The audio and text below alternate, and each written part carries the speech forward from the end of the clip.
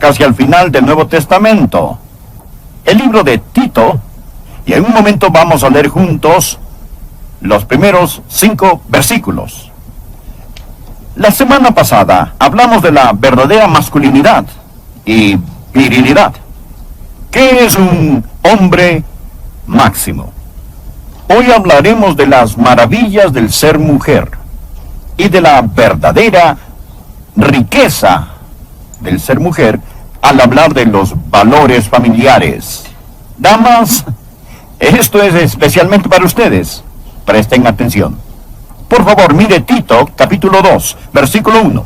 Pero tú habla lo que está de acuerdo con la sana doctrina. Observe la frase, lo que está de acuerdo. ¿Alguna vez le han dicho al usar cierto vestido, ese vestido le va muy bien? La idea aquí es lo que embellece la sana doctrina. Adelantémonos por un momento y leamos el versículo 10. No defraudando, sino mostrándose fieles en todo, para que en todo adornen la doctrina de Dios. La palabra adornen tiene el mismo sentido que la palabra usada para cosméticos. Él dice, esta es la manera de hacer las cosas hermosas. Es el tomar la palabra de Dios y hacerla algo que adorne. Es algo hermoso. Pero no estamos hablando de su rostro físico. Hablamos de su estilo de vida, que adorna la palabra de Dios y trae belleza a su hogar. Bien, continuemos leyendo. Pero tú habla de lo que está de acuerdo con la sana doctrina. Que los ancianos sean sobrios, serios, prudentes, sanos en la fe, en el amor, en la paciencia. Las ancianas asimismo sean reverentes en su porte, no calumniadoras, no esclavas del vino, maestras del bien, que enseñen a las mujeres jóvenes a amar a sus maridos y a sus hijos, a ser prudentes, castas, cuidadosas de su casa, buenas, sujetas a sus maridos, para que la palabra de Dios no sea blasfemada. Présteme atención y permítame decirle que el barco del hogar y el barco del matrimonio ha perdido sus amarras. Parece que estamos en alta mar, sin un ancla, sin una brújula y sin un timón, en una noche oscura y tormentosa, a punto de hundirnos. Y los hogares, como Dios los destinó y como una vez existían en nuestra nación, están rápidamente desapareciendo en el horizonte. Y es un desastre nacional. No es que ignoremos estas cosas. Navegamos un barco el cual se está hundiendo en un mar de información. Tenemos seminarios, conferencias y encuentros y consejeros ad infinitum hasta nausear. Pero no estamos aprendiendo porque no regresamos a la palabra de Dios. Escuche, lo que voy a decir proviene directamente de la palabra de Dios. Satanás ha apuntado toda la artillería del infierno hacia el hogar.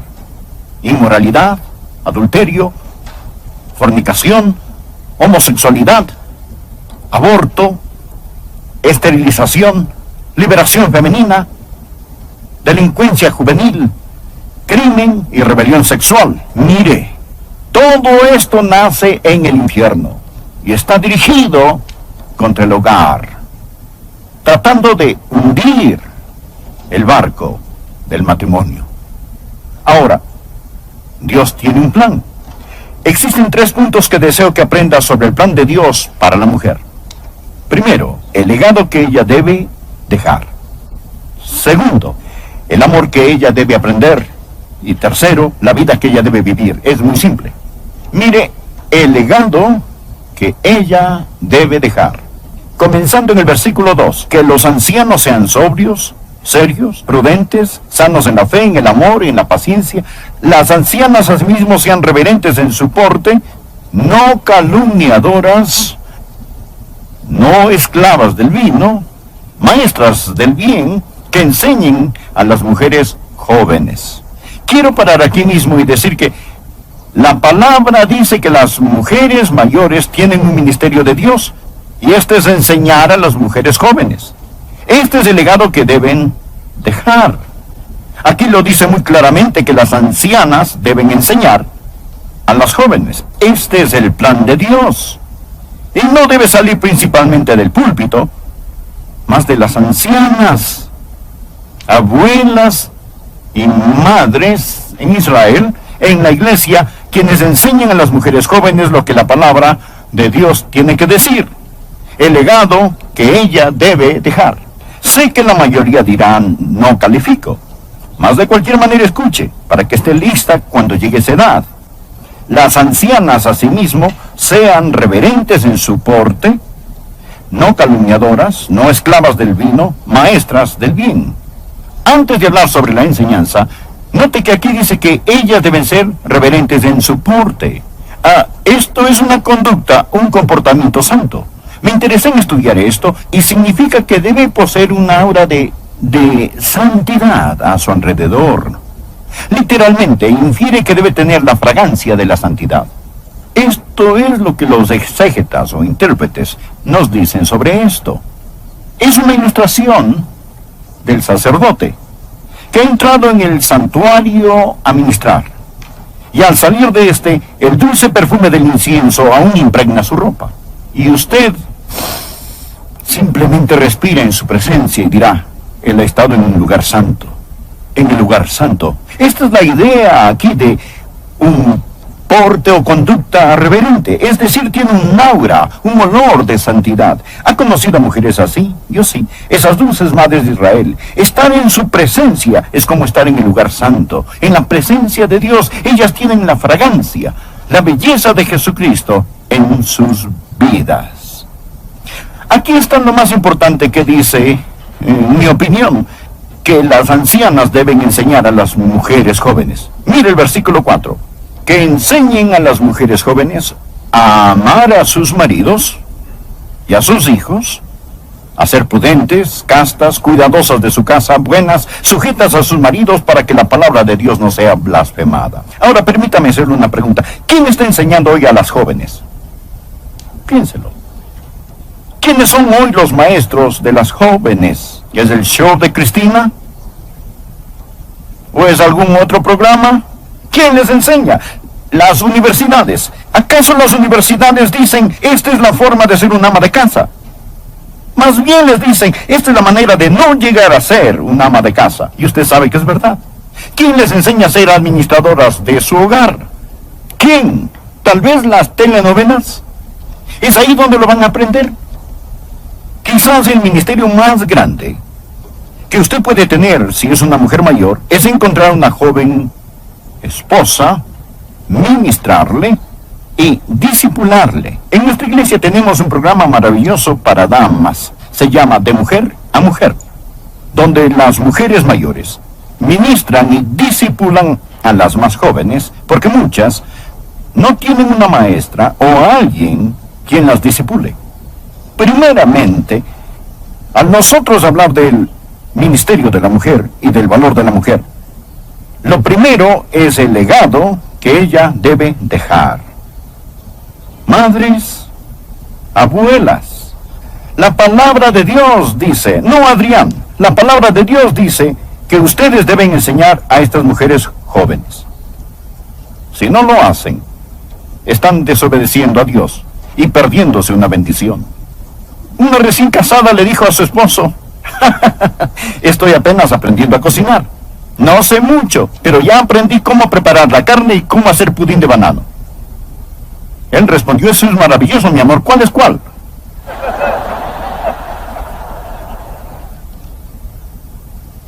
El legado que ella debe dejar.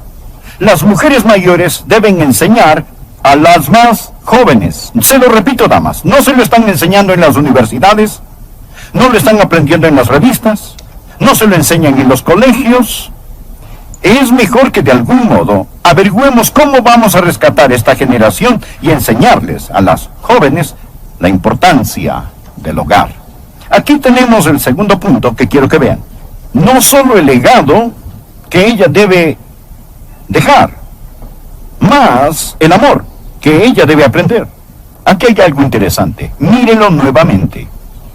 ¿Qué es lo que se les debe enseñar? ¿Qué es lo que las ancianas deben enseñar a las jóvenes? Deben enseñar a las mujeres jóvenes a ser sobrias. A ser sobrias, y diremos de esto más en un momento. A amar a sus maridos y a sus hijos. Este es el amor que ella debe aprender. Usted se preguntará, ¿hay que enseñarles a las mujeres a amar a sus esposos y a amar a sus hijos? En realidad sí. En realidad sí. La palabra de Dios dice que las jóvenes necesitan que se les enseñe a amar a sus hijos y a sus esposos. Empecemos con amar a los hijos, por el momento. Ellas necesitan aprender cómo amar a sus hijos. Hoy tenemos una extraña generación de madres que no aman a sus hijos. Algunas de ellas dan muertes a sus bebés en su matriz. Esto es algo inaudito. El lugar más seguro sobre la tierra debe ser el vientre de una madre. Y ha llegado a ser el lugar más peligroso en América. El vientre. Las jovencitas necesitan aprender que esto es malo, malo, malo. ¿Quién les está enseñando a amar a sus hijos antes de que nazcan? Y después de que estos nazcan, ¿cómo ama usted a su hijo? Mi esposa y yo hablaremos al respecto esta noche en una conferencia. Número 1, usted les dice que los ama. Oh, no podrá decírselo demasiado. Usted dígales que los ama. Y no solo se los dice, sino también los toca. Es decir, ponga constantemente sus manos sobre ellos, sin importar cuán grandotes sean. Denles un abrazo, una palmadita, un apretón. Póngales suavemente sus manos, díganles que los ama, abrácelos y enséñeles. Es todo, simplemente. Hábleles, abrácelos, enséñeles que usted los ama. Hágaselo saber, hágales saber de varias formas que ellos son amados. Los hijos no son una carga. Los hijos son una bendición. Salmo 127, versículo 3. He aquí, herencia de Jehová son los hijos. Cosa de estima es el fruto del vientre. Cuando Dios le permite concebir en su matriz, esto no es una carga, es una recompensa del Dios omnipotente. Ahora, estudie las mujeres de la Biblia. Si no podían concebir, su corazón estaba destrozado. Mucha gente hoy en el país quieren niños y no pueden tenerlos. Están descorazonados y sienten mucho dolor por ellos. Pero piensen aquellos que pueden tenerlos y no los tienen, o esos que habiéndolos concebido les dan muerte en el vientre. Ore y pídale a Dios que le dé amor por sus hijos. En mis estudios y con lo que he leído, he aprendido esto, que un padre tiene influencia sobre su hijo, pero es la madre la que hace el impacto más grande. Estas madres mayores y estas abuelitas deben enseñar a las mujeres jóvenes a amar a sus hijos y a amar a su esposo. Bien, no solo el amor que ella debe aprender, mas la vida que ella debe vivir. Mire el versículo 5. Este es el estilo de vida. A ser prudentes, castas, esta palabra significa puras, cuidadosos de su casa, buenas, sujetas a sus maridos, para que la palabra, no tanto en este edificio, aunque pueden haber unos pocos, más los televidentes, que se erizan al oír lo que tengo que decir. Se lo recuerdo. Usted no mate al mensajero. Yo estoy leyendo esto. Yo estoy leyendo en tinta negra sobre papel blanco la palabra inspirada de Dios. Bien, si a usted realmente no le gusta esto, está en guerra no con un hombre llamado Adrián, mas con Dios. Reclámenle a él cuando llegue al cielo, si es que llega. Ahora, mire, en serio, esta es la palabra de Dios, escuche. Esta es la vida que ella debe vivir. Primero, ella debe ser prudente. Esto significa, y lo busqué en diferentes traducciones, y significa discreta, seria, sensata, que usa buen juicio. Todas estas son formas diferentes de traducción. Es decir, ella es una mujer, una persona prudente, no es superficial, sabe pensar, es discreta, sabe de compras, sabe de nutrición, entiende la contabilidad, quizás sabe de decoración. Esta es una mujer que no ha archivado su cerebro. Esta es la razón por lo que la Biblia dice: el que haya esposa haya el bien, y en lo concerniente a su esposo le da a ella bien y no mal todos los días de su vida. Lo digo otra vez, damas, la Biblia dice que las mujeres mayores deben enseñar a las mujeres más jóvenes a ser prudentes, deben enseñarles a ser castas, y tercero, deben enseñarles a ser cuidadosas de su casa. Esta es quizá la frase más políticamente incorrecta de todas: cuidadosas, hacendosas de su casa u hogar. Esto no significa que ella permanece en la casa y nunca puede salir a ningún lado. Esto se origina de dos palabras. La primera es oikos, que significa hogar, y la segunda es ergos, que significa trabajo. Literalmente significa trabajadoras del hogar, quehaceres domésticos. En los Estados Unidos hoy tenemos 40 millones de madres trabajadoras.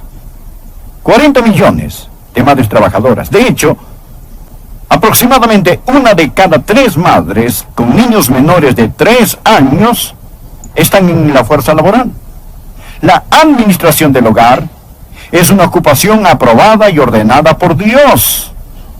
Anote 1 de Timoteo capítulo 5 versículo 14. Lo leeré. Esto es lo que el gran apóstol dijo: quiero pues que las viudas jóvenes se casen, críen hijos, gobiernen su casa, que no den al adversario, que es el diablo, ninguna ocasión de maledicencia. Escúchelo nuevamente: quiero pues que las viudas jóvenes se casen, críen hijos, gobiernen su casa. ¿Qué hay de malo en ello? Todo en nuestra sociedad nos dice que esto es del pasado, anticuado, que es malo, que de algún modo la mujer es denigrada si ella se casa, cría hijos y gobierna su casa. La Biblia dice que la mujer debe estar en el hogar, y esta palabra gobernar realmente significa que manda en la casa. Es de donde proviene la palabra reinar. Ella debe ser la reina del hogar. No existe llamado o carrera más importante. Esta escritura enseña que deben ver las necesidades de su hogar y de su esposo como lo principal. Si usted debe trabajar o no fuera del hogar, su respuesta está en esto: ¿ayuda o perjudica a su familia? No estoy hablando de sus posesiones, si puede darse unas vacaciones o tener una casa grande. Ahora, lo siguiente dice que no solamente ella debe gobernar su hogar, sino también que debe ser buena. Debe ser buena. Esta palabra buena significa amable.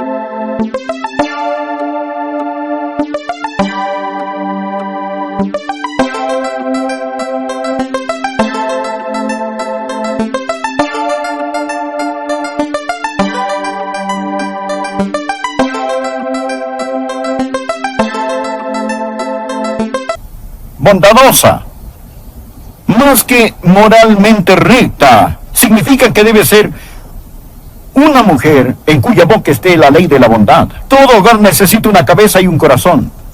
El esposo es la cabeza del hogar, la esposa es el corazón latente del hogar. Ella no debe ser entregó a sí mismo por ella.